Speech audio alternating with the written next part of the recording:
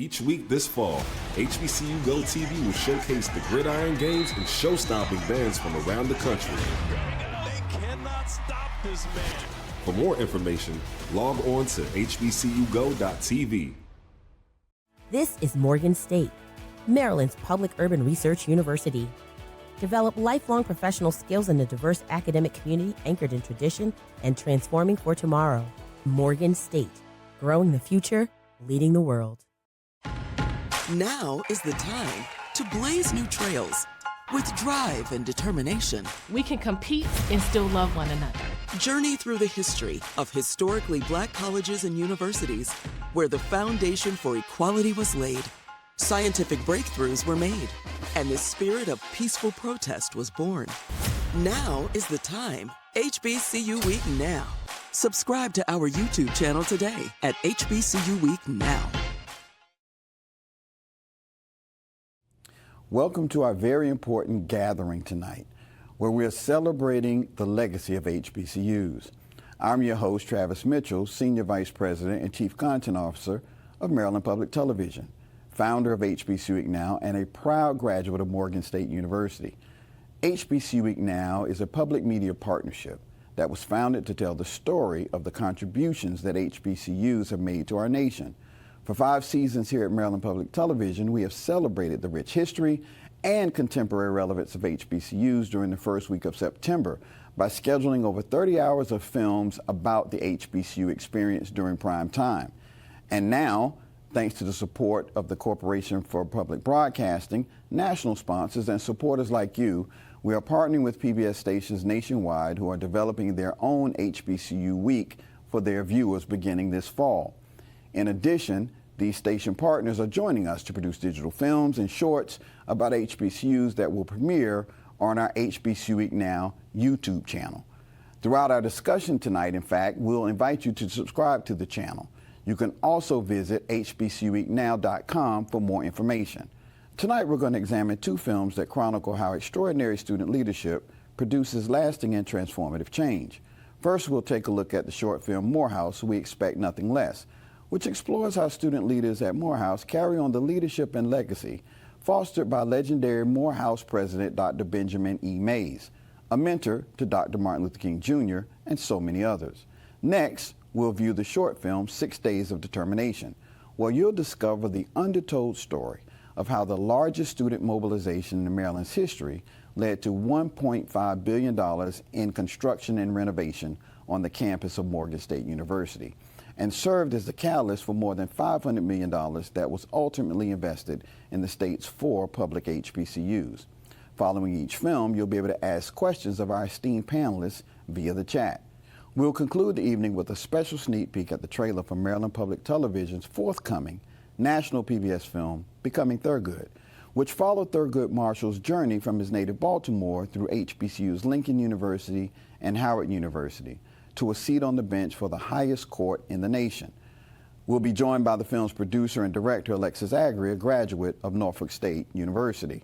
But now it's time to learn more about the nonviolent protest tradition known as the Morehouse Mystique. Let's take a look at Morehouse, We Expect Nothing Less.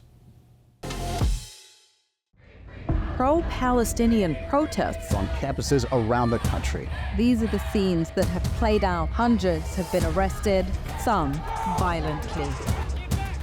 In the summer of 2024, headlines all over the country buzzed with news about students coming together to protest the war in Gaza. But things unfolded differently at Morehouse College.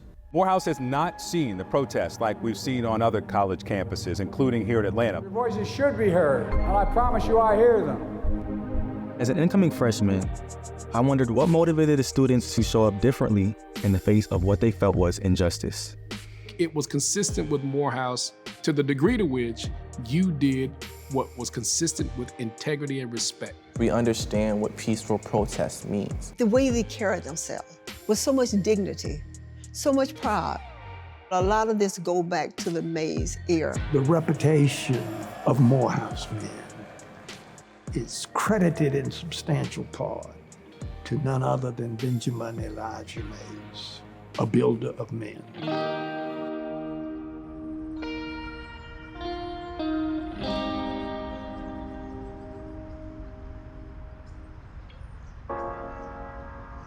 I want to talk about what makes Morehouse so special.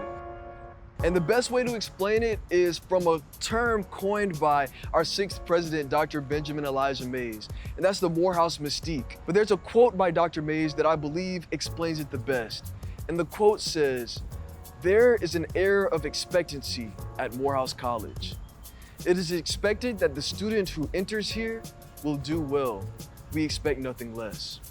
So my question to you all is, what is excellence to you? I chose Morehouse because of the culture.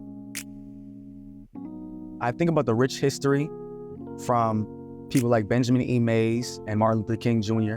I realized that I could very well be next to do something big just like them. Morehouse is an all-male HBCU in Atlanta, Georgia. Its mission is to develop men with disciplined minds who will lead lives of leadership and of service. Dr. Benjamin Elijah Mays grew up in a very peculiar situation. He grew up in the Jim Crow South, where one of his first memories were riots that were happening in his city because of the color of his skin. And so growing up, he knew he wanted to become an educator. He knew he wanted to influence people, and he sought out to do just that. Benjamin Mays became a minister, a civil rights leader, and the 6th president and longest serving president of Morehouse College. 27 years he served as president.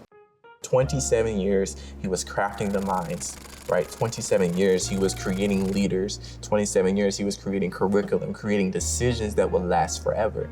I call him the father of Morehouse College. When Mays becomes president of Morehouse in 1940, he had served as the dean of the chapel at Howard University prior to that. So when he came to Morehouse College, the war in Europe had begun, and the draft had been asymmetrical with respect to drafting disproportionate number of blacks if you consider their percentage of the population. The Board of Trustees told him, "We are losing so many men. If we continue to lose men, we will have to close Morehouse College." And Dr. Mays said, "Not on your life." One way of responding was to allow early admissions, going into high schools and drawing individuals out early. He had pulled together a plan to recruit 15 and 16-year-old boys who was too young to go into the service, but had the knowledge base to succeed in college. And that's how he recruited Martin Luther King and so many other great figures during his lifetime.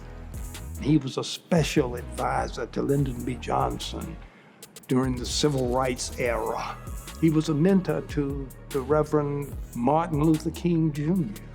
If you consider the fact, Lerone Bennett, Martin Luther King Jr., Samuel Du Bois Cook, now you have other people like Michael Lomax, Maynard Jackson, Julian Bond. All these individuals were students here at Morehouse College. What greater contribution is there to produce or to create or to even enliven in these students a sense of commitment to community, to right over wrong? I think Dr. Mays was particularly moved to inspire. We owe that Morehouse mystique to Dr. Mays. One thing I love to talk about is the Morehouse mystique. It's a term coined by Dr. Benjamin Elijah Mays, but once again, the definition is very elusive. So I want to ask you all, what does the Morehouse mystique mean to you? I guess like the energy of the school just is the mystique. I think it's also a way, like the way you speak, like your attitude. It comes down to the confidence that you have and the way that you're going to be bold enough to try and exude that. You try to offset the stereotypes. So because the stereotype was we weren't intelligent, we were slothful, we were lazy, his point was you're going to counter that.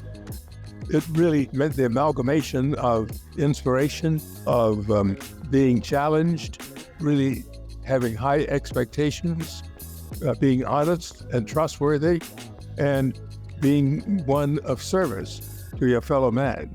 No matter how the Morehouse mystique is described, it must be the inspiration behind why the Morehouse students felt compelled to protest, and most of all, how the Morehouse students protested.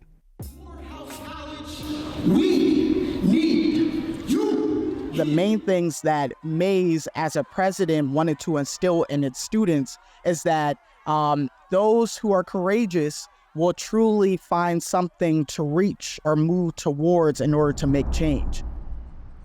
Up here you can see a statue of President Mays as well. But before I get to the statue, I want to talk about what you're standing on right here. So you can see there's an image down at your feet. At the bottom it says, Et facta est lux. That is the motto of Morehouse College, and that means, and there was light.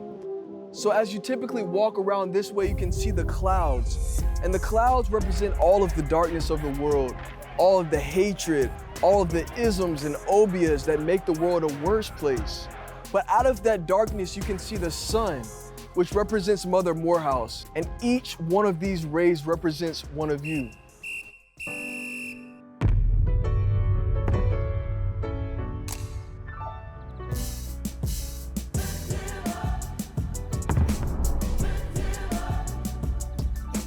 When one comes to Morehouse as a student, what is immediate is you can't be who you used to be.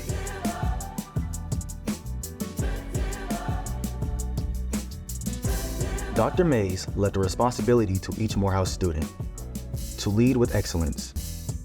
He expected nothing less. All of you have to decide at your moment, what will you do? What I did as a student becomes irrelevant. You have to decide right now. What are you going to do in light of the social injustices that permeate society? By default, we have a platform just based off of the school we attended and the school we will graduate from, and even more of a reasoning, and even more of an opportunity to be a change and to make a change.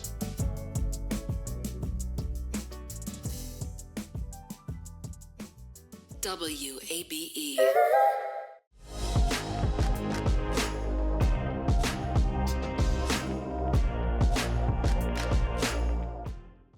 Wow. That was powerful, wasn't it? Absolutely. What a powerful film. Yeah. What a powerful film to remind us of our obligations to serve humanity. Joining us today, or joining me today, are the filmmaker and two students featured in the Morehouse film, We Expect Nothing Less. Please welcome Brianna Carr, senior producer, WABE PBS Atlanta, and Morehouse students, Devin Allen and Mackenzie Cash, who were featured in the film. Welcome, guys. Thank you. Thank you so much. Well, I can't help from telling Mackenzie and Devin how proud I am of them. So it's kind of hard for me not to gush right now in terms of my pride. But Brianna, maybe you can help me out. How did you find out about this story and about the legacy of Dr. Benjamin E. Mays? Yes, so Carrie Dumas, she was the former secretary for Dr. Benjamin E. Mays, and she actually pitched the idea to our department a while ago. But at the time, we didn't have the time or the resources to put towards that actual documentary. But we were very excited that HBCU Week Now presented us with the opportunity to tell this story. And we wanted to, of course, talk about Dr. Benjamin E. Mays' legacy, but we wanted to connect it to this current generation and what they're facing now. We wanted to bring his legacy to present day issues. And so this was the perfect opportunity to highlight a HBCU while also talking about a change maker, someone whose legacy really shaped and molded HBCU like Morehouse. I want to ask you more about this Morehouse mystique, this nonviolent protest tradition. The film was very powerful in talking about the training and the discipline that goes into how to advocate for a cause and how to articulate it in a peaceful manner so that people can understand what it is that you represent, and talked a lot about dignity. So what surprised you most about learning more about the Morehouse mystique? I will say what surprised me most is that, just as the tour guide in the film was saying, it is elusive, but it is very tangible. When you're on the campus of Morehouse, the culture, the way that the young men carry themselves, the way that they speak is very evident. So it's something that you can visibly see and experience when you're at Morehouse. I love engaging with the young men there because they're I would say Carrie Dumas, she described it as social grace in her book about Dr. Benjamin Mays. It's a sense of dignity and social grace. And you can spot a Morehouse man anywhere in the world. You will know that you're talking to a Morehouse man by the way that he speaks, the way that he carries himself. And I would say that influences the way that they show up as social leaders. In a time of injustice, in a time of when it's time to speak up, it influences the way that they do it. Well, we have two Morehouse men with us here, future presidents of the United States, Fortune 500 companies, change makers. So Devin and Mackenzie, tell us a little bit about why you chose to go to Morehouse. And now that you're there, and maybe tell us, since we saw you in the film up to now, because I think both of you are second semester freshmen now, tell us a little bit about how it's prepared you for your future. Yes, I know for me, I chose to go to Morehouse specifically for the connections, not just because of the connections, but because of what you can do with those connections. You have a lot of opportunity. You have a lot of places that you can go. And I know that for me, I've been empowered since I've been here to do the things that I do. So I know, like we talked a lot in the documentary about what the history of Morehouse is and what it meant for Benjamin Mays. And I keep thinking about how we talked about culture, preservation of culture, and not just the preservation of it, but how we want to evolve with it and redefine it. So for me, that's what I continue to try and do with my own experience. I continue to try and use the things that I'm taught here to contribute back to culture and redefine what it means to be a man of Morehouse, a Morehouse man in America. Excellent. Devin, what say you? So I feel like it's imperative that people understand that your environment does matter. So being around a large group of ambitious, driven Black men, and that's not even limited to Morehouse. That's also ambitious, driven Black women from Spelman, and our sisters and brothers from Clark as well, and Morris Brown. It just it pushes you and pushes you to do big things, and yeah, like it inspires you. I wanted to share a little story with you. I'm a graduate of Morgan State University. You'll see a film about us here in a minute. But when I was a student, uh, late Congressman Perrin Mitchell, who was one of the founders of the Congressional Black Caucus, coming from the 7th Congressional District here in Maryland, mentored a bunch of us as student leaders. And he taught us the Eternity poem that was written by Dr. Benjamin E. Mays. And the first line of it is, "I only have a minute, but eternity is in it." And that poem teaches us how the value of time as an asset and what you can do to make a difference. It depends on your planning and what's in your mind and how you can affect change. So I want to come back to the two of you about how you feel that Morehouse has trained you to be an advocate for HBCUs, for your community, in keeping with this peaceful, nonviolent tradition. Well, for one, I look back at the protests that they did for the commencement speech of President Joe Biden, and we see how they didn't prosecute or like everything that the other schools were doing. We did the total opposite. We were able to exercise our right to protest. So by default, being at Morehouse, that just inspires me and makes me want to protest even more, knowing that I'm able to here. And so the message didn't get drowned out by people co-opting your movement for their own gain, I believe, is what the lesson is that we can learn. If I'm hearing from you, and it encourages you to continue to do things more to create that dialogue. Mackenzie, what do you say? I say something very similar. I think that a lot of things that we do and the ways that we speak up has a lot to do with our own actions, just showing that greatness, showing that, you can be beyond what that expectation is.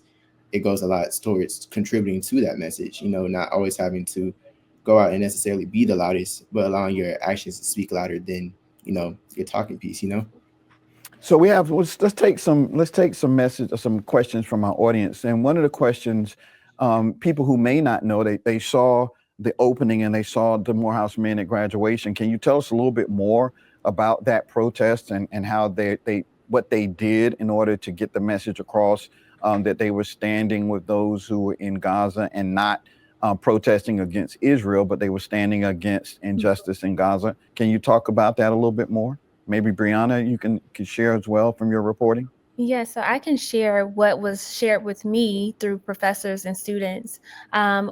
For the commencement speech, a lot of students decided to, well, I will first say that they had to decide that what they understood the sacredness of the moment, that family members would be there, so they didn't want to take away the moment from others who were celebrating their graduation, but they, at the same time, they didn't want to lose the opportunity to speak on such a platform. So what we see during the commencement is a lot of students decide to stand in protest. A lot of students decide to wear certain clothing material in protest, but they decided to basically protest in a way that did not take away or disturb the environment or the sacredness of the ceremony. But a lot of the students and professors decided to stand or turn their backs during the protests. So that was one of the ways that they did protest. And from understanding, they also protested in together with some Spelman students as well outside of the commencement speech. Okay, so Devin McKenzie, can you give us any more insight since you've been there, maybe what the residual impact of that protest was?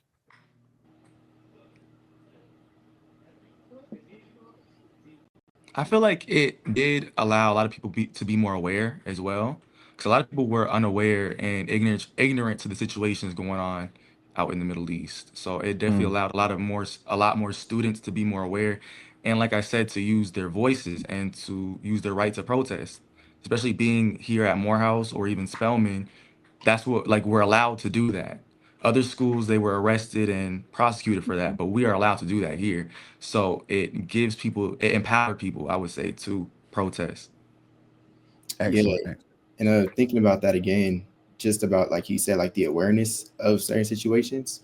I think that the way that it happened was also very interesting. Like, Brianna, you just said like a lot of people didn't want to miss up on that opportunity because that's a very big day.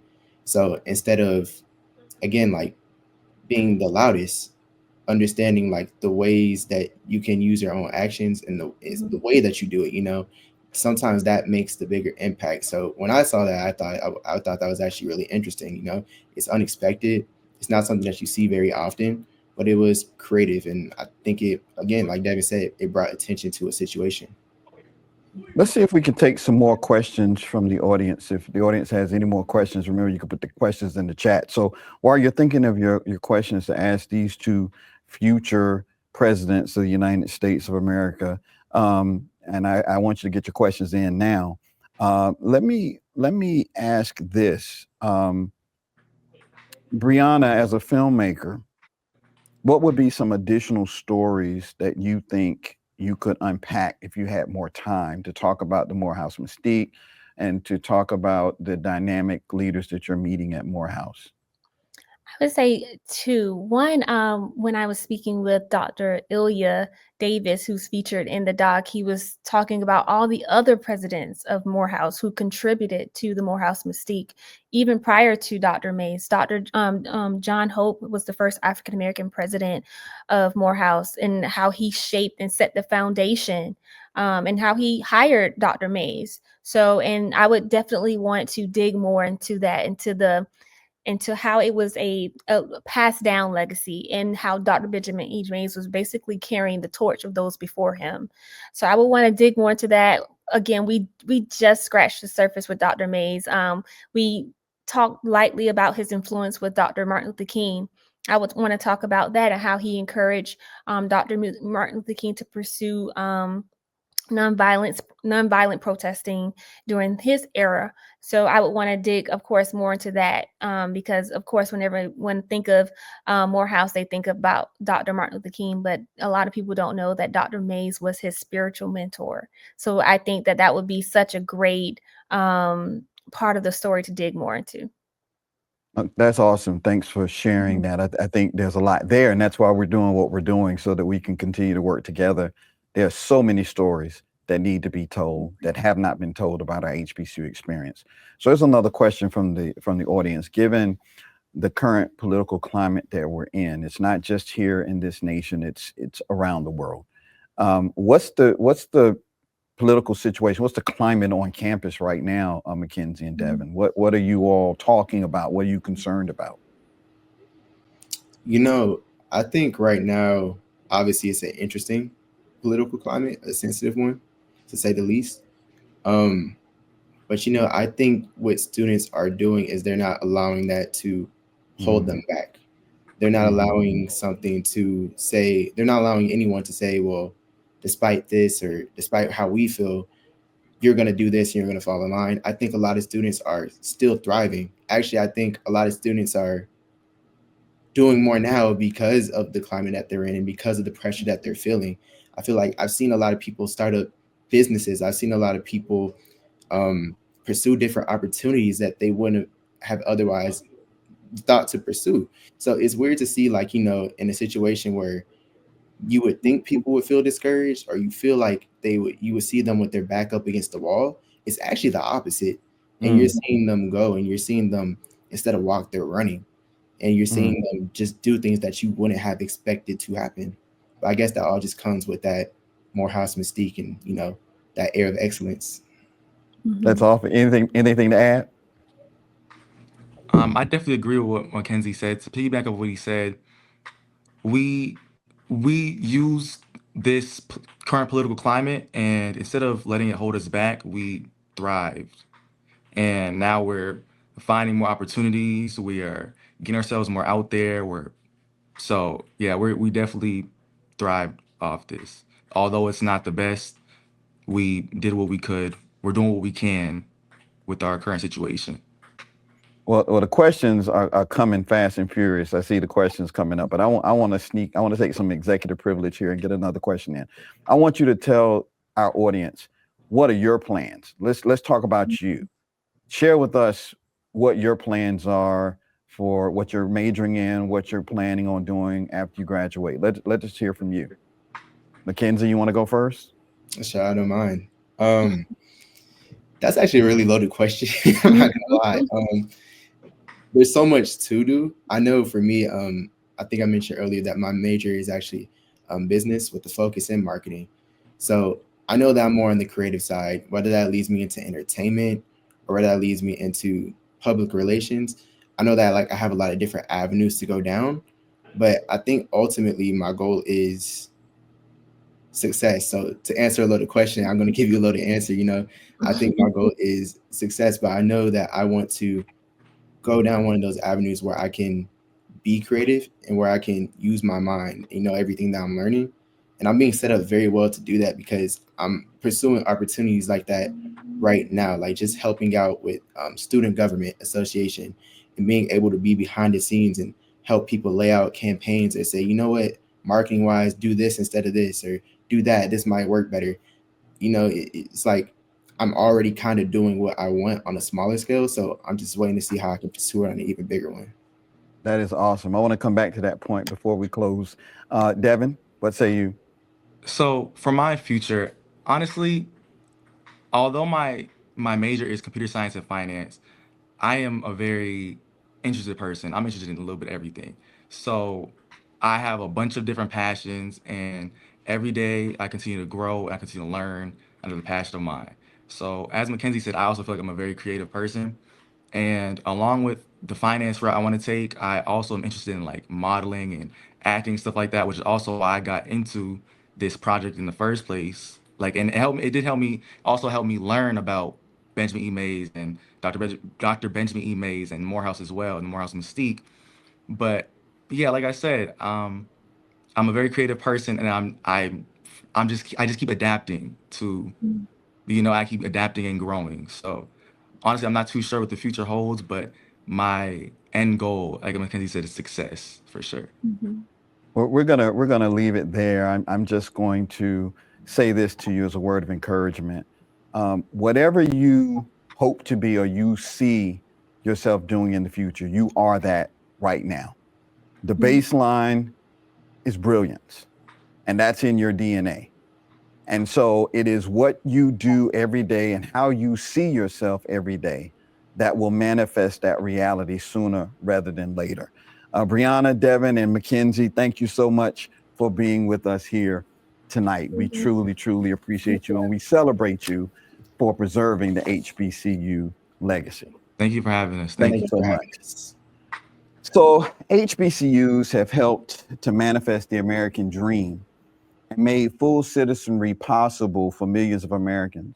You know, my mother, a graduate of Shaw University, the oldest HBCU in the South, grew up with the restrictions and segregation imposed by Jim Crow laws. But students like her who attended HBCUs sat in and sat down at lunch counters and other public facilities and pushed for the right to vote so that all of us could stand up and fully exercise our rights as American citizens. 6 Days is the story of how Morgan State University students, including a young me with a high top fade at the time, Mackenzie and Devin, don't hate the player, in 1990 were determined to exercise those rights by demanding equitable funding for their beloved institution. This is why I say I am Shaw raised and Morgan made. Let's take a stroll down memory lane and revisit 6 Days in 1990.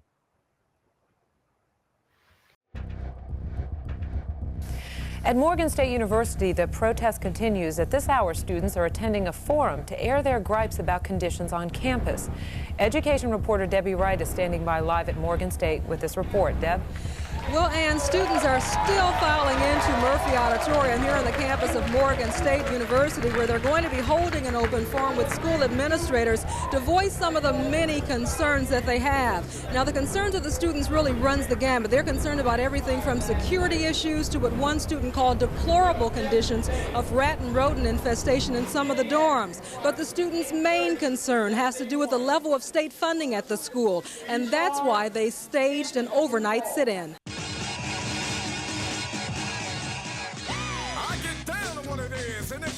We were the first generation of children of the civil rights. We were the babies of the hip-hop generation.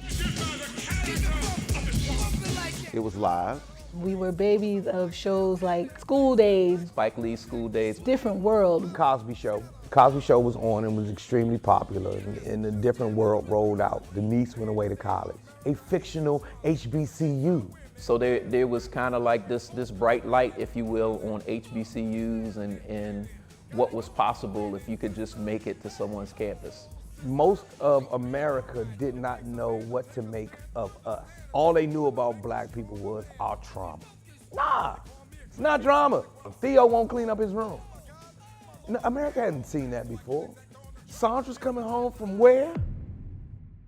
That was just one representation. There's a ton of nuance between, let's say, the Huxtables and the Evans family.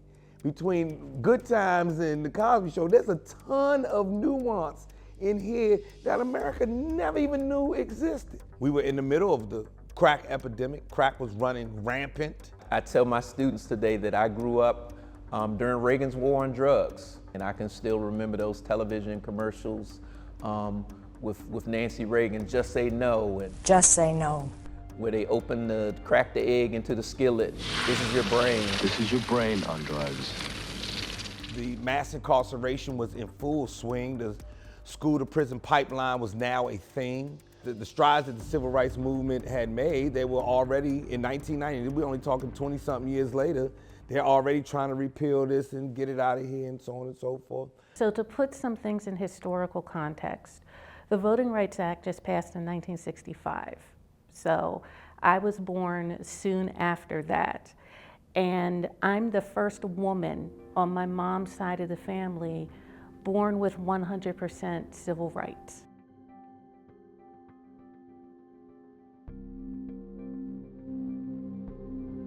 Historically, black colleges are a byproduct of American racism. It reflects the pain of neglect and discrimination,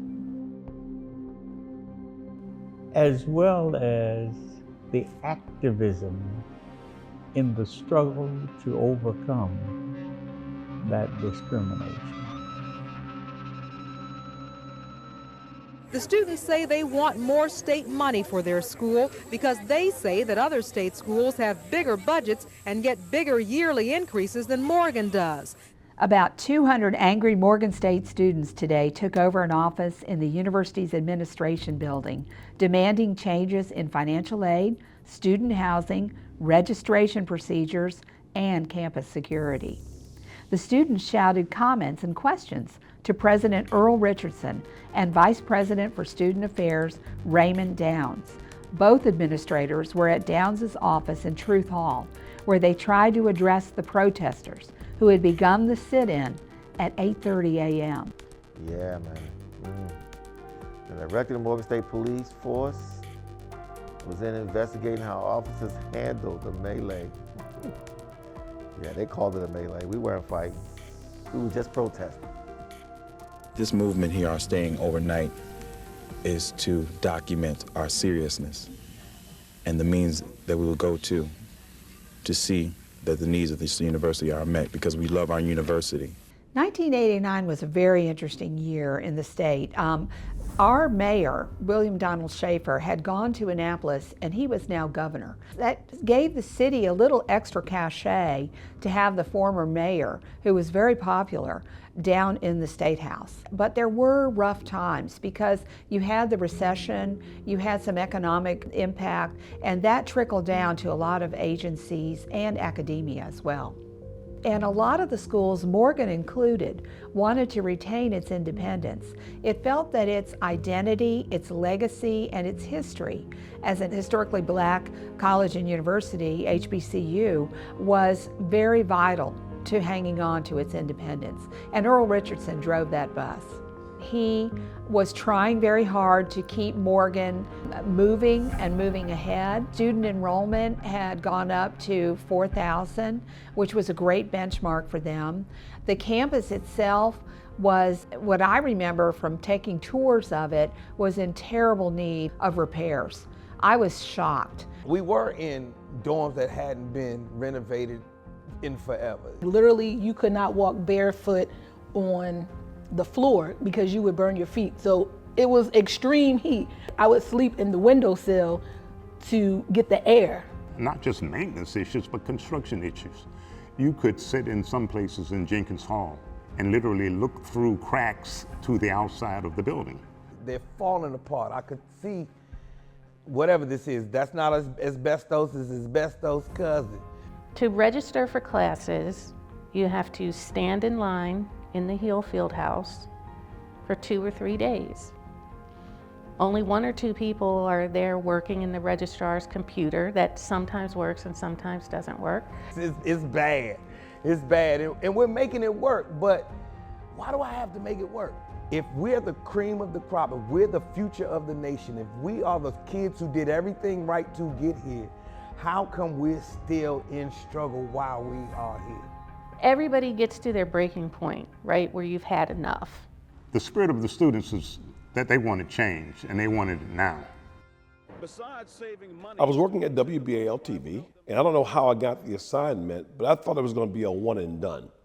You go over, students are upset about, the dormitories, and that's it. Well, this thing lasted much longer than a one-night news package. I do remember just the organization in that they said, we have a spokesperson. No need to go across campus.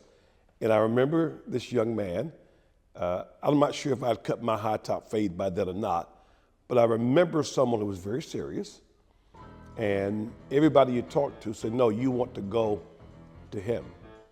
Of course, everyone wanted to have a say-so, but there were some folks who were overly animated than others.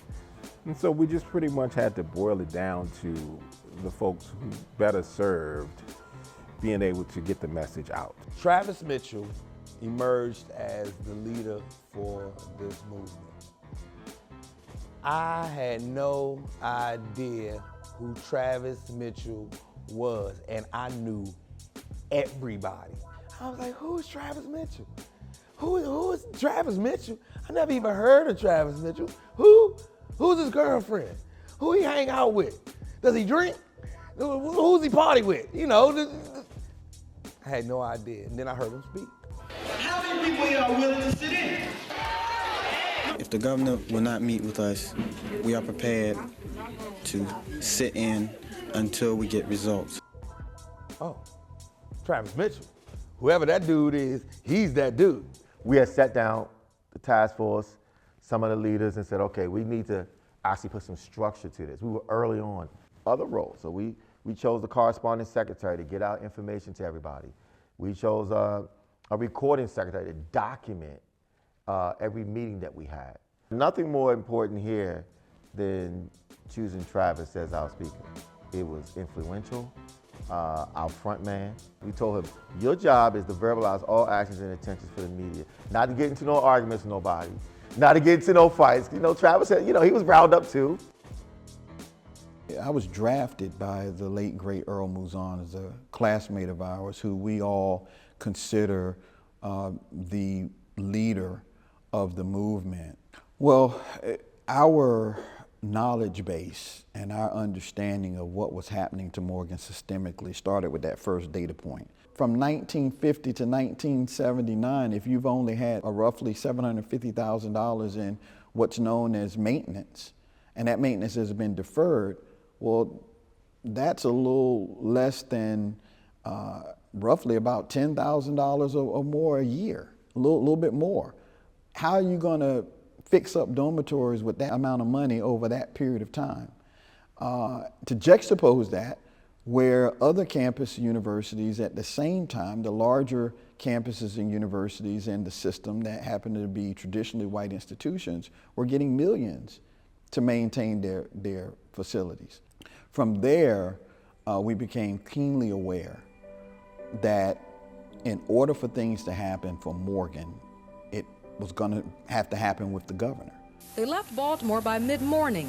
Destination, Annapolis. Purpose, to show support for student leaders who will meet with Governor Schaefer to discuss the students' concern for more state funding for Morgan State University. We want to be here until we get our point across. Once they arrived, they sang songs. We cannot come to the Capitol and be afraid. We needed to put the pressure on the governor to act now. We also discovered that there had been master plans for Morgan's development that were over 25 years old, but those plans had never been funded. So we started discovering, oh, this is bigger than like the maintenance part. Maybe this is part of the plot. Don't give them money, enrollment goes down, right?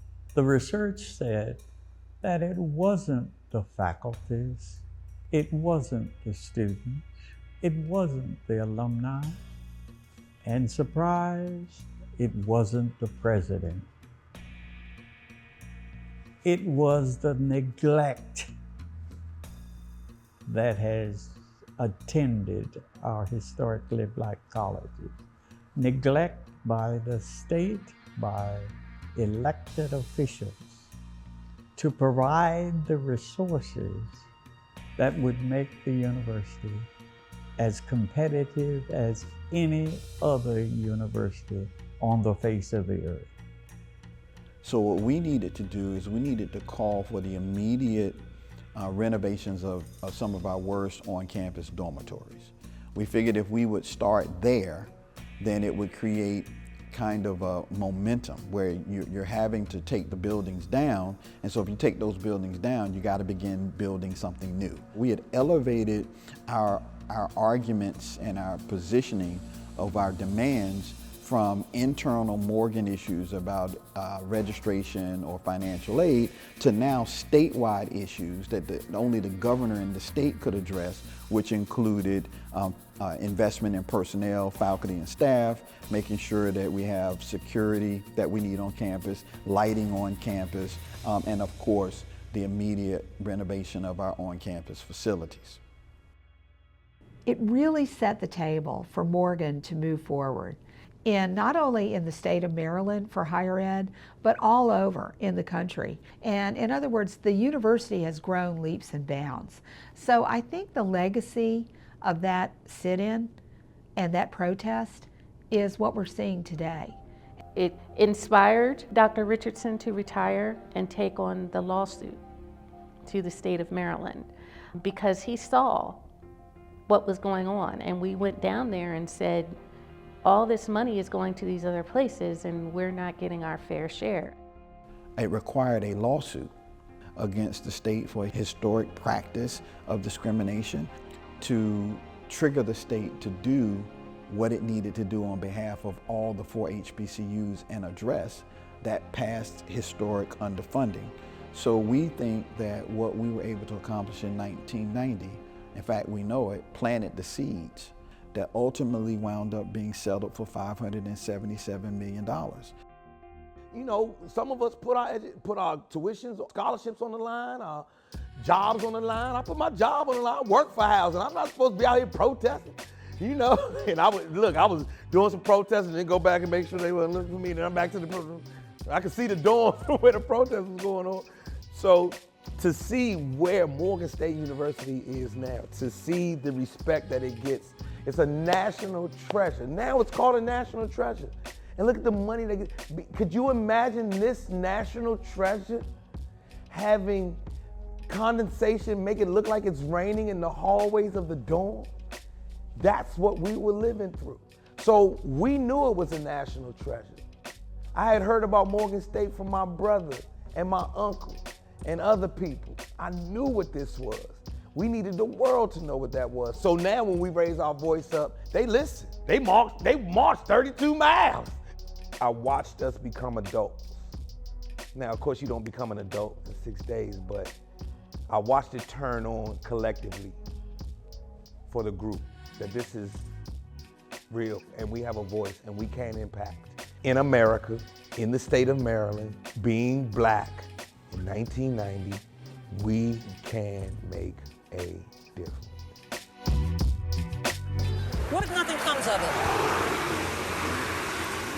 Something will come of it. Put your money where your mouth is. I got change, I could do it like a house bid. Now let's bang. Put your money where your mouth is. I got change, I could do it like a house bid. Now let's bang. Put your money where your mouth is. I got change, I could do it like a house bid. Now let's bang. Put your money where your mouth is. These were the students who took part, and Shireen Bunting said to me, my name is at the bottom and I want you to take it. Bring it back, but take it. So she circled it to make sure that we knew. And I often call her a radical because I said, you're a radical, you're Angela Davis. Be the champions, dog, never losing. Get it, I got it, deliver to go. Never gonna stop it, I take it a blow. What I get to it, they never can know. What I get to it, I'm back at it all. My time like a python, I'm an icon, I got this. Never gonna stop it, we take it to the top. Every time that I see that film, it's hard for me to contain myself. I first think about when we finished the film, Tim Tootin was a Emmy award-winning, legendary journalist here in Baltimore. And he retired a couple of years ago, and he's a pastor of a church, and he passed away a month ago. And so my heart goes out to Tim's family, and we very much wanted him to be here with us today and to tell the story of what he saw as a journalist.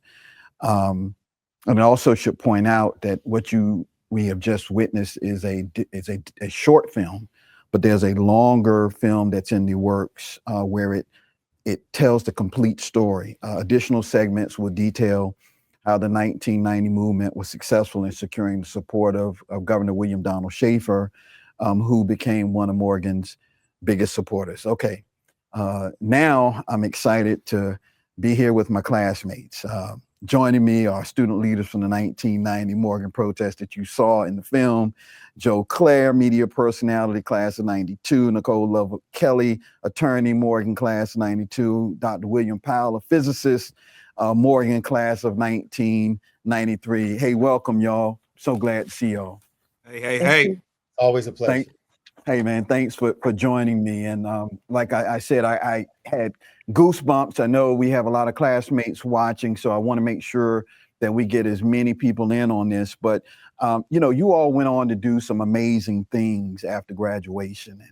And how did our experience, I think is the first question, impact your life? Joe, let's start with you. How did our movement help propel your media career? I'm glad you asked. Welcome. Hey everybody, and hey everybody in the comments. So that protest was the first time I was on television. That I got a phone call later that week from my dad. A friend of his had seen me on the news, the Baltimore News. Man, what you up there doing in Morgan State? Somebody said they saw you on television. Well, that was sort of the spark for me to believe that television was something I can do. As small as a news crew coming through and having me on camera, let me know in a way in the back of my mind that this was something that I could actually pursue. And now I do the news in Washington, D.C. every day at 3 p.m. on the Fox affiliate here, and I do radio here every day as well. And I've been doing media off and on for the last 30 years. And that protest really was like a moment for me, a light on moment for me. Like there are bigger fish that you can fry. And if you choose to do so, you can go out in the world and do what you, as you said, amazing things. And so, yeah, that's what it did for me, man. It really turned me on. And to be in the company of you guys, knowing what you all have accomplished, lets me know that I was correct back then. So there's something to the saying, being Morgan made. There's something to it, huh? Oh, what? Yes. Yes. Undoubtedly, yes. Unequivocally, yes. Nicole, let's talk about you. How did the experience impact your life? It impacted me after the protest. I stayed involved in student government. I went on to be the senior class president. And then I took our fight from campus and became a gladiator of your Sixth Amendment right. I am a 29-year career public defender, and I stand defending the rights of the less fortunate that cannot afford private attorneys, just like we were in school and couldn't afford maybe to go to the other schools. Many of us were on scholarship. So on a daily basis, I am fighting that battle, and it's continuing, thanks to Morgan giving me the strength and meeting people that, allowed me to continue to fight and to speak on behalf of the disenfranchised folks. So that's awesome. So Will, Dr. Powell, you had a very interesting experience after the protest, both at Morgan, and I know all of us had to sacrifice some things, but I know it hit you particularly hard as an engineering major. And then you went on to continue to represent and advocate even at the grad school level. You want to talk about how the experience shaped your life and impacted you? Yeah, well, at first it gave me a chance to grow up quickly. I think we as students at that point in time, especially myself, I remember calling my dad and he said, "What are you doing up there?" I said, "Well, we got something going on, Pop. It was on a payphone, and we had those wonderful cell phones back in the day." And he said, "Well, listen, let me just give you some advice. You're your own man now, but you better finish what you start." And so for me, I think that was the beginning of just growing up to be a man, being able to set some things apart, knowing that, back then, you took a class, it was 3 credits. And if you missed 3 days, that was it. You got an F. So a lot of us took a hit on that semester, and it caused us to have to, instead of 1992, I graduated in 1993. But along the way, we understood that sacrifices had to be made. And a lot of us, took that sacrifice, and I wouldn't change it. I mean, I think the walk to Annapolis, that crazy morning you called us and had us, say, "Hey, man, I'm going to make this walk. You going with me?" I said, "Whew." you know, you told me it was gonna be 20 miles, Travis. Hey man, I'm from North Carolina. I didn't know how far Annapolis was. But eventually that was a 40-some mile walk. Yeah, it was. But we did it, and I think it crested us over the top where people think, okay, they're not going away.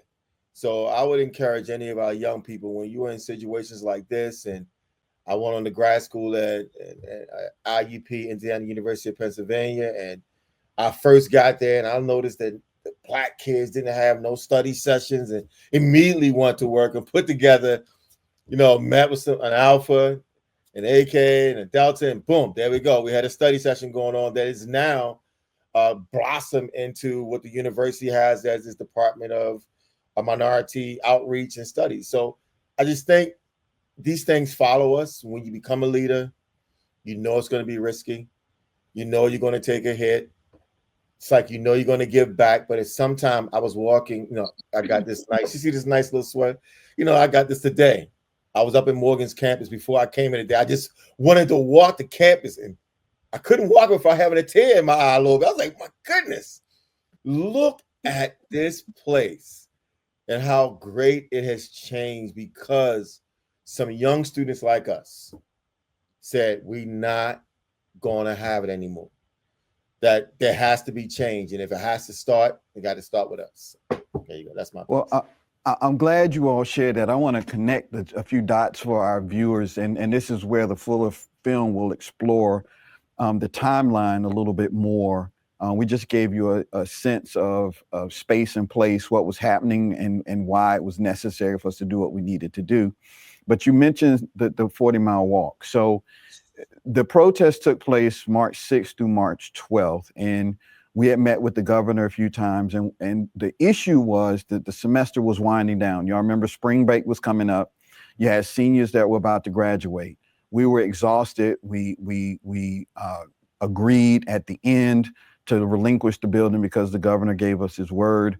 We cleaned up the building and gave it back to our administrators better than the way we found it. And I think people need to understand that we were the epitome of a peaceful protest. From there, the thought process was that the governor would take quick action in renovating our two worst dormitories, Baldwin and Cummings. And we said that if he did not do that, we would come back. And so there was a delay a little bit. And I think they were trying to run out the clock on us to graduate or the semester to end. But this is where internally, I just thought that we had come so far, and I was willing to kind of go down and keep the heat on and keep the visibility about the movement. And so when we walked to Annapolis, it happened to be, I think it was almost a month later, 3 weeks later. And then when we got down there, the governor was having a press conference on tourism, and we got a chance to get him on camera making a commitment. Now, to fast forward that, he needed to go into what was called the Board of Public Works. That summer, he went into the Board of Public Works and committed to funding the renovations of the dormitory. And we had a 25-year capital improvement plan that was before the governor and the General Assembly, and Governor Schaefer ended up with his actions making sure that plan got funded. And so that's what got the momentum going, and that's why the walk was so important. But let's keep with this conversation as you all think about how to preserve the HBCU legacy. What was it about our movement that you think is important for future generations to know?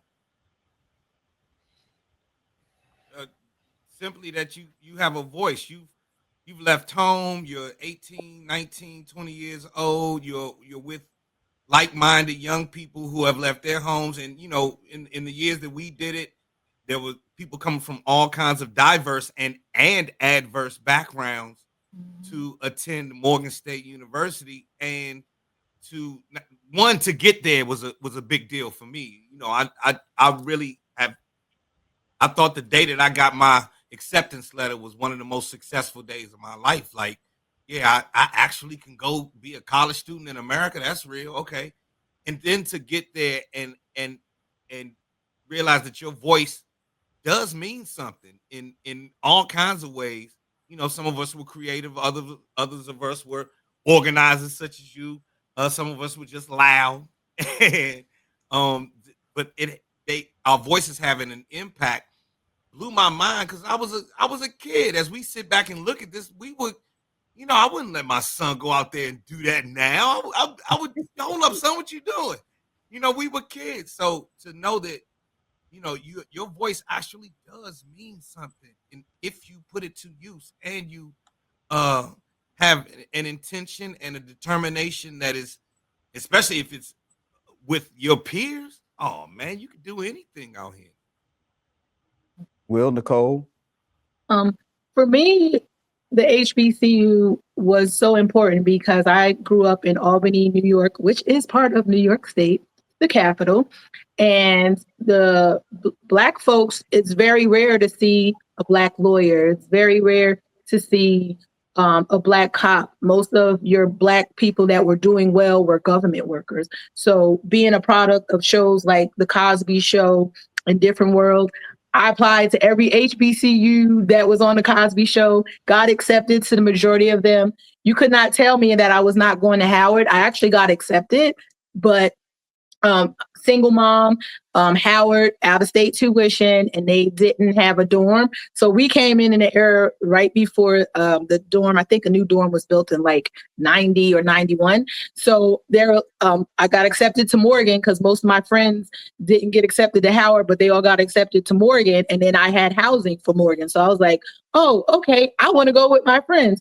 And I never regret that decision coming to Morgan. I think it serves a safe space for people like me that have grown up not around seeing like the Cosby family is real. Let me tell you about Dick Gregory, who I met, Christian Gregory. We can list the Good family, like so many Black folks, like Joe said, we're used to seeing the Evans. We might have been the Evans, but when we went to Morgan, you saw Black excellence. You saw it a lot, and you're like, and you befriended some people and you got to go over to their houses, and some of these people had gorgeous big houses or they had normal houses like you, but this allowed us to live our culture, to experience being Black unregrettably and honestly. Like, I think, we have organizations like Tahimba. When I came up as a boys club kid, our coach was a Sigma. Our mentor was a Zeta. My mom's best friends at work were Deltas. So we got to see Black excellence. And of course, who ran the yard? I'm not going to drop any hint, but, we saw Black excellence and we got to be ourselves. We got to be hip hop heads. We got to be Muslims. We got to be super radical political people. But you got to be yourself, and you were loved and surrounded by people that was just as awesome as you were, and to love being Black. So I really appreciate where we're headed with this conversation, because it brings me to a question I want to ask the two of you. When we look back on the film, so you both have hit on this. I'm not sure people understand exactly how large the sacrifice was. I mean, when we say we put our lives on the line, we put our academic lives on the line. I will share a story later in the documentary, but I think it's important to share it here. As we finish the documentary, you'll hear it. But as the spokesperson of the protest, I was the editor of the campus newspaper, assistant editor, the spokesman at the time. The campus newspaper was called The Spokesman. And like you, Joe, the experience at Morgan is responsible for me being where I have been in my 30+ year career, like you. But it came with risk, and it came with a price. I remember getting hate mail at the Spokesman office, and I shared this for the first time when we all got together on the first panel, where I gotten a letter from the Klan that said, "We're tired of seeing your monkey face on TV. We're going to blow your head off." 19 years old, trying to do what was right for our university. And I actually had that letter when we were walking to Annapolis and thought about it. I chose not to share it, not out of a fear, but I just didn't want to alarm anyone. And I was willing to take a risk. And I was prepared for that. But why do you think we all decided to go that far, to put our lives on the line, and certainly our academic lives on the line? Why were we so determined to do that? Nikki, you want to go first? You want me to go first? I mean, because they said they were messing with us.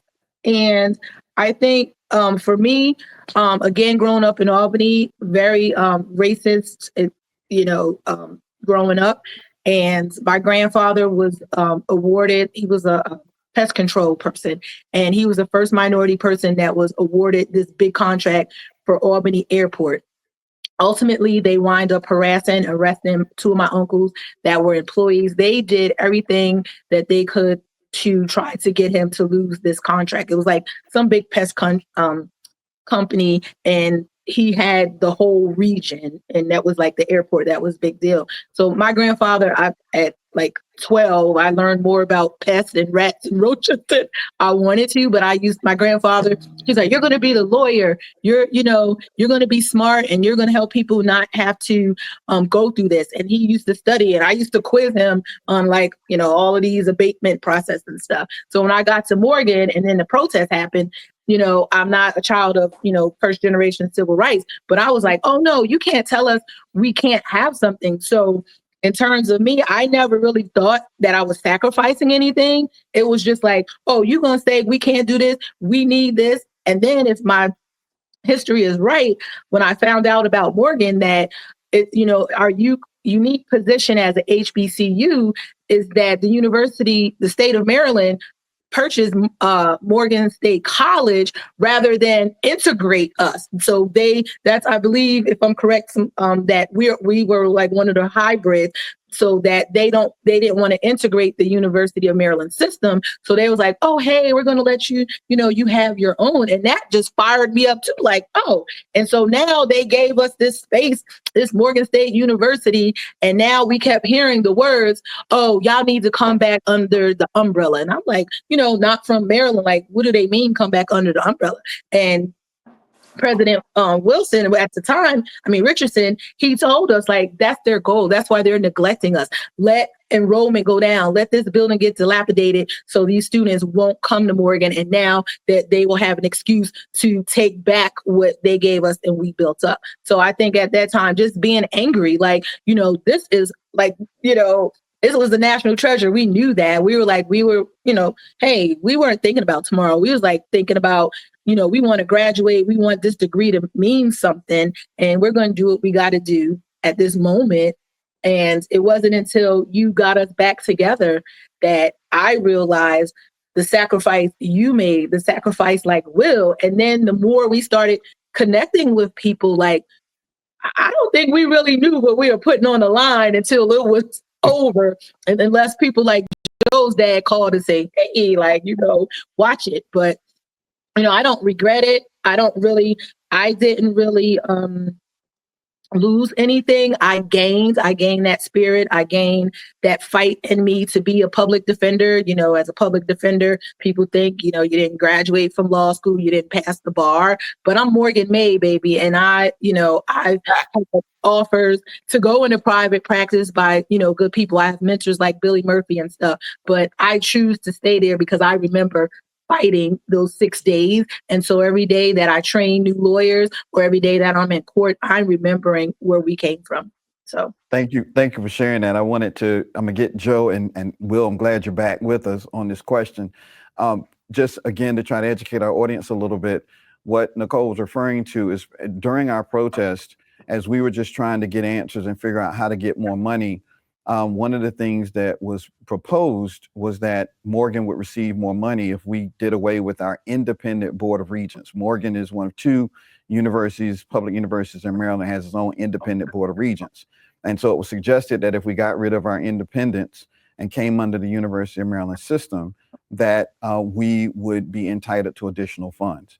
The issue that we had with that is that our self-determination should not be a factor in whether or not we received equitable funding. So the facts of the case remained that over a 40-year period, Morgan only received about $750,000 in funding to take care of its buildings. That was not adequate to grow a world-class university. So Joe and Will, let's get you in. Oh, the other proposal that was bandied about is that we would need to merge with Coppin. And so we had a lot of stuff swirling at that time, and we were simply trying to keep focused. And as the old folks say, keep it in the road. So Joe, Will, let's get you in. Why were we willing to put our academic lives and our safety at risk for Morgan? And I'm going to ask people in the chat, why do you, for your HBCU, feel that you would be willing to sacrifice for your HBCU? Let us hear from you. So Joe, Will? For me, it was I really did not feel like I was sacrificing anything, and it was kind of twofold for me. I was I was an RA at the time. I actually, was working in the dorms and working for the university at the time, but I was barely in school. I'm going to go ahead and keep it real for all of my classmates who are on here. I didn't go to I wasn't I wasn't the academic I wasn't the academic one. But what I was, I think I graduated Morgan State University by like 762 extracurriculars. That'll let you know I was becoming a whole person. And so when that opportunity presented itself at the Panhandle meeting that I attended, hey, there's going to be a student protest that we are going to speak out against some of the issues that we feel. It was it came at the perfect time for me. Like, and while you guys didn't understand that, that's what I was going through, I was still trying to figure out who I was and what I was. I knew that standing up for myself and for my fellow students was at the core of Joe Claire. Like, I understood that much about myself. Other things, I had to figure out, but I understood that much about myself. And I understood at that time that service was key to a great life. Prior to coming to Morgan, I had been a volunteer for the summers. I had worked for free, and people was like, that's why are you working for free? My friends used to clown me in the neighborhood, and for me, it just made perfect sense. That I had enough to have enough, and now I have some extra I can give. I can go serve. I can go be a vessel. I can go be a tool. I can go be something for something else, a better expression of who we are, whatever. And so that protest came around at the perfect time for me. I didn't realize I was risking, getting kicked out of school and risking my employment, risking getting arrested a couple of times, because I did well. I mean, while y'all were doing the protest, the part that's in the movie, we had other stuff going on. Might have got me arrested, and so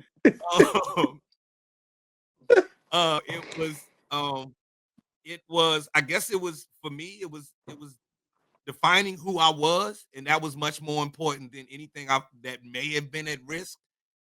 Being true to myself, like Nikki alluded to earlier, was way more important to me than any of those other things. And so, yeah, I'm gonna go ahead and put that on the line, without question, in a heartbeat. Like, all right, let's go. We protesting. It's on. Yeah.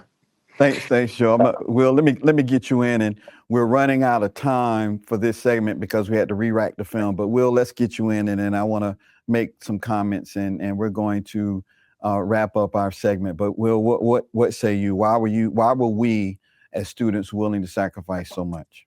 I think because we understood that if we did not, then we were at the position of, I believe, the university of going under, because not only were they talking about, oh yeah, we'll merge you all with Coppin State, they were also talking about, hey, University of Maryland, East Baltimore, where University of Maryland, Eastern Shore had already lost their historically black college status and that lost their name. I think once we started hearing that chatter around, it was tough. So it was either do or die at this point in time, because they wanted to really shuffle us in one of those two directions. They knew that we had just opened our electrical engineering department and our engineering school. It was still young. It was still a baby. So if they could stifle us at that point in time, take it away and merge it, then hey, the duplication of programs that they would have to do would be better for them and other schools. So I think I remember clearly when, Paul Archibald, my line brother, Dan Harris, we were talking about this in the chapter meeting. We took a vote, and I was a vice president. I was like, y'all sure y'all want to do this? And you remember what's coming to Panhandle, and you know the Deltas got on board, and the Kappas, and then we didn't have everybody at the same time, but we had enough of us. And then we felt like if we took that step, one as Greek leaders on campus, that we buy into being leaders. If we're gonna do it, we might as well do it and do it now and take the hit. And a lot of us sacrificed. Call it Kersey. I mean, we went to so many meetings with the housing department, what we want to see in the future, how we want to see it, and it was a sacrifice, but it is something that, like I said, I walked the campus today, had a few tears in my eyes, trying to wipe my way as I was walking past all the buildings that we dreamed about being on campus when we were there. It's such a beautiful place. And so in order to have beauty, sometimes you got to have a rough night. You got to have a rough time. And I think throughout this resistance, we have learned to give back. I came back and I taught in Morgan for 10 years. I mean, so you still have to always want to give back. You still have to always want to move forward. And I think as a university and as a movement of us, I think we need to speak more as we're getting older now to younger people to inspire them that change is good. And there are some things you need to stand for, but be respectful when you do it and be committed when you do it. I want to thank you all so much for joining. I want to share a little bit to piggyback. One of the questions in the chat was about, given the situation we find ourselves in the nation, with uncertainty around federal funding, et cetera, what would advice be to the students? And I'd like to paraphrase what the young men from Morehouse told us. The students are staying focused on what they have to do for themselves and for their university. And I believe also that what needs to happen is that we have to remind ourselves that these schools were born in post-Reconstruction. Yes. You go to 1837 with the founding of Cheney, 1854 with the founding of Wilberforce. This is prior to the Emancipation Proclamation. So what was it in the DNA of our culture that enabled us to dare to believe that these institutions could be born? What was it in the DNA and the mindset of the 5 Black preachers who in Baltimore decided that it was time for a university that would later become Morgan State University to be born and located on the corner of Cold Spring Lane and Hillen Road? It was something called resiliency. And no matter what the nation or the world has faced, HBCUs have been there as a stalwart to propel the next generation of leaders forward. We have to remind ourselves that we can't get distracted, but we got to stay singularly focused. We have to make sure that we invest our time, talent, and treasure into our institutions to propel forward the next generations of leaders. We're out of time. I love you all so much. I'm proud of you. I'm inspired by you. And I look forward to seeing you this weekend when we have our in-person celebration at the Morgan State University. Thank you all so much for joining me, and take care. Thank you, man. Thank you. Appreciate y'all so much. Right. So next, we're going to turn our attention to another HBCU Week Now film, Becoming Thurgood, made possible for funding from the Center for Maryland History Films and scheduled for debut nationally on PBS this September 2025. It introduces Thurgood Marshall's voice to a generation who has never heard him speak. The film reminds us of the courage, sacrifice, and faith it takes to ensure that all Americans receive equal protection under the law. Let's take a look.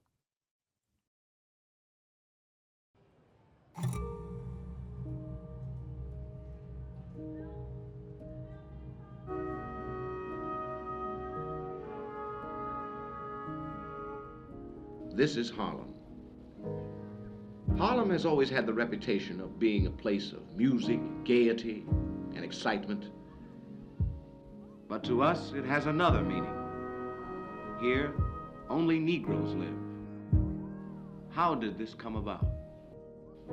The Negro was brought from Africa to be sold into slavery.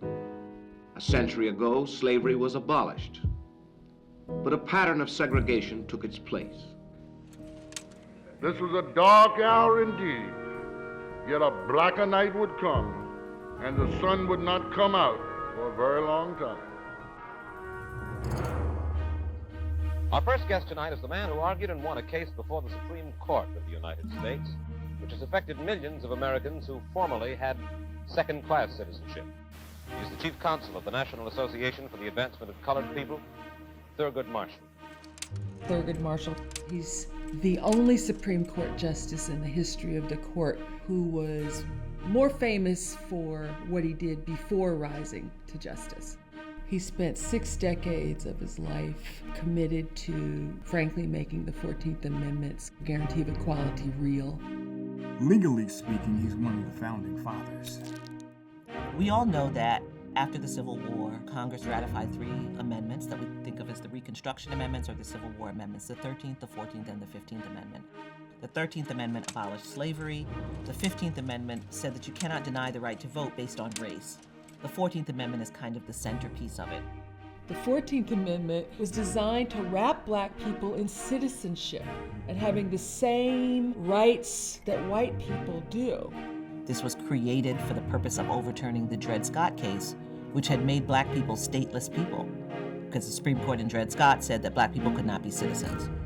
But we also know that there was the backlash and that Reconstruction unraveled within 20 years, culminating in the 1896 Plessy versus Ferguson decision in which the Supreme Court said separate but equal is constitutional, which basically pardoned the concept of Jim Crow, which we lived with for 70 years thereafter. Nor were the advocates of white supremacy content to have all the wealth and all the votes and all the law on their side. The Klan was revived, lynchings increased to extraordinary numbers, and race riots erupted all over the country. Racemen like Thurgood Marshall felt compelled to fight this caste system and devote their lives to it. The law has been the first part of the civil rights movement.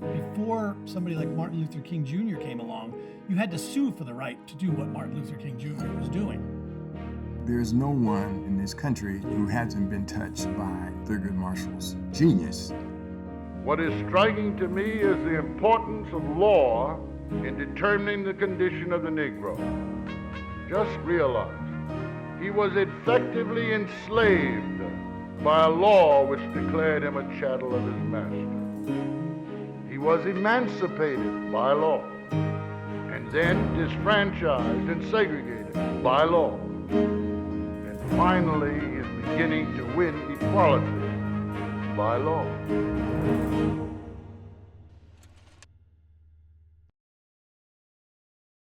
I'm so excited to have this conversation. We're joined now by the Emmy Award-winning, all-around, all-world talented filmmaker, Becoming Thurgood Marshall, Alexis Agri. Becoming Thurgood, Alexis Agri, a graduate of the Norfolk State University. Alexis, how you doing? I'm very good. I can't complain.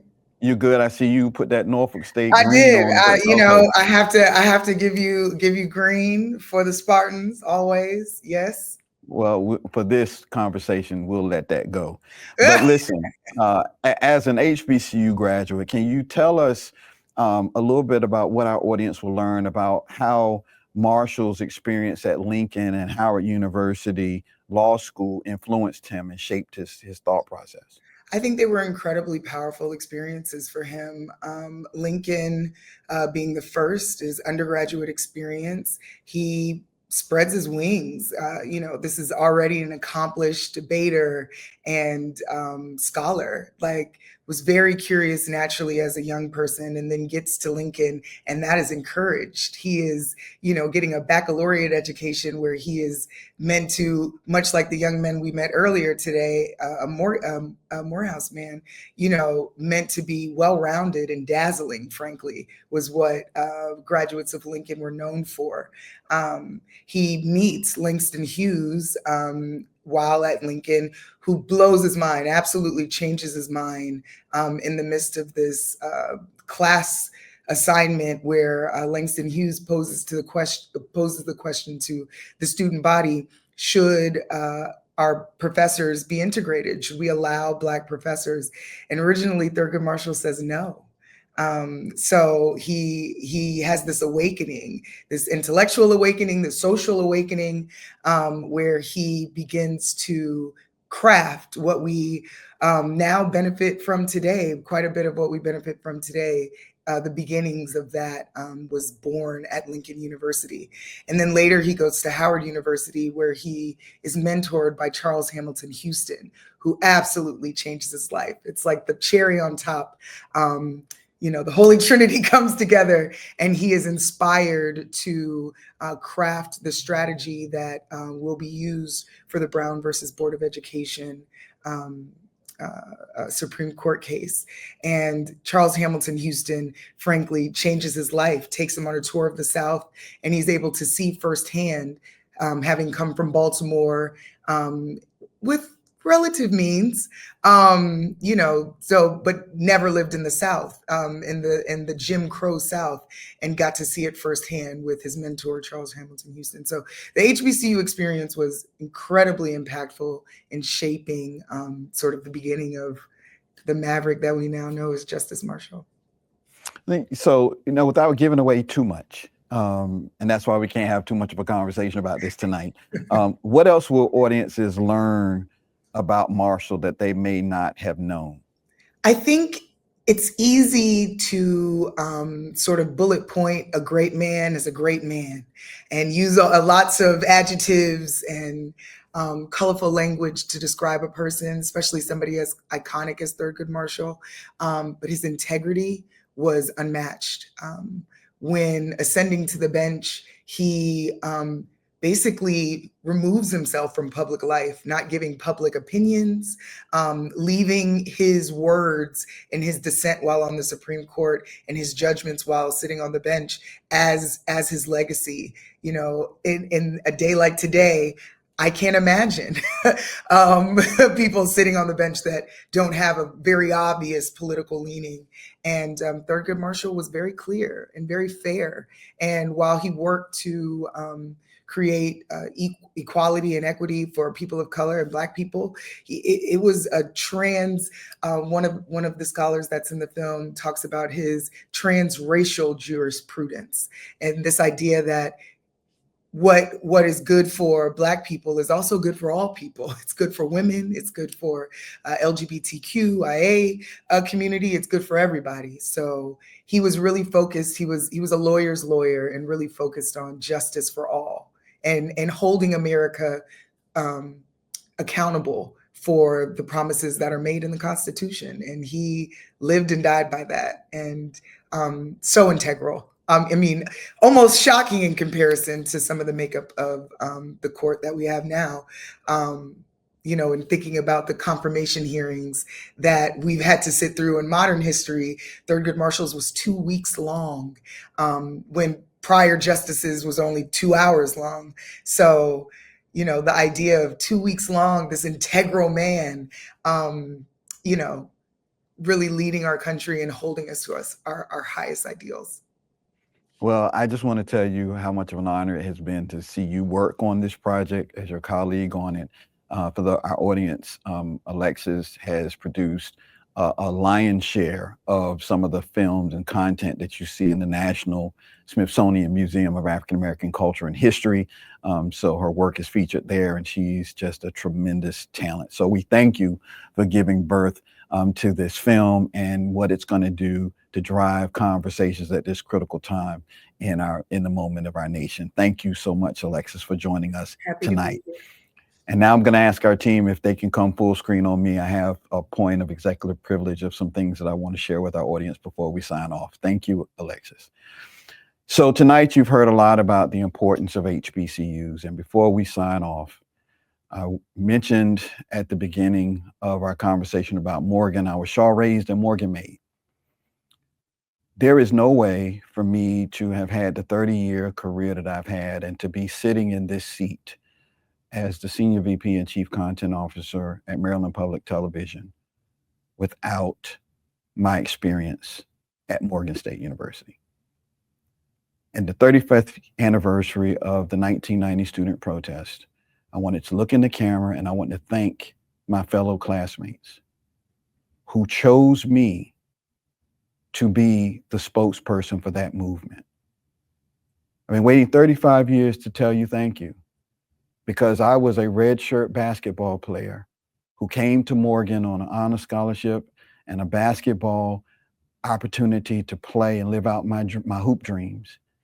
And when those dreams were dashed and I took a red shirt year, I took one news writing class and I opened up unlimited possibilities of what my future could become because of that one class. I volunteered to become the assistant editor of the Spokesman.